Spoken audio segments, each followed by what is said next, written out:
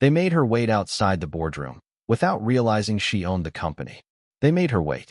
Outside her own boardroom.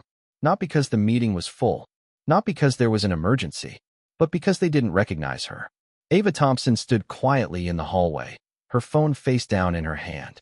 Inside the glass-walled boardroom, voices laughed. Coffee cups clinked. Slides were being discussed, slides about the company she built from nothing.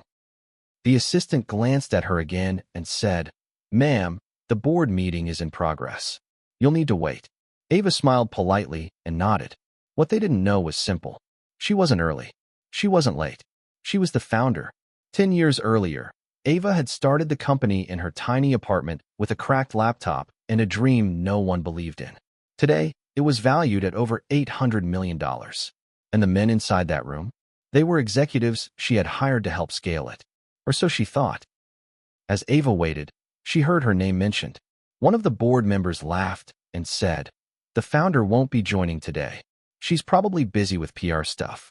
Another replied, "Yeah, these visionary types usually hand things off once the company gets serious." Ava didn't flinch. She didn't interrupt. She listened. She noticed how no one asked where she was, how no one questioned why the person who created everything wasn't present. This wasn't the first time Ava had been underestimated. Early investors once asked if she had a technical partner. Clients assumed she was the assistant. Reporters asked who the real CEO was. But this moment hurt differently. Because this wasn't strangers. This was her board.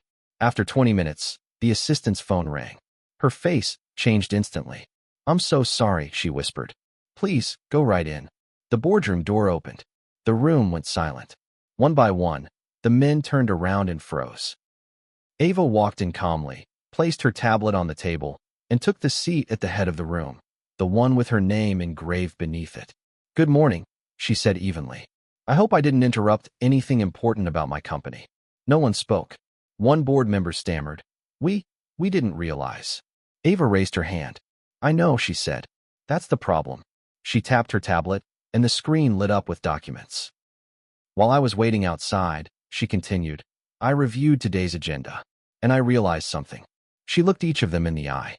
"You've been making decisions without me." Ava stood. "I founded this company. I funded its first year. I hired every one of you." She clicked again. Names appeared on the screen. "But somewhere along the way, you stopped seeing me as the leader." The room felt heavy. She continued, calm but unshakable. "You talked over my vision. You dismissed my presence.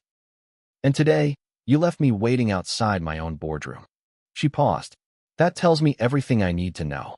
Ava looked directly at the chairman. "You're terminated." "Effective immediately." Gasps filled the room. Then another name.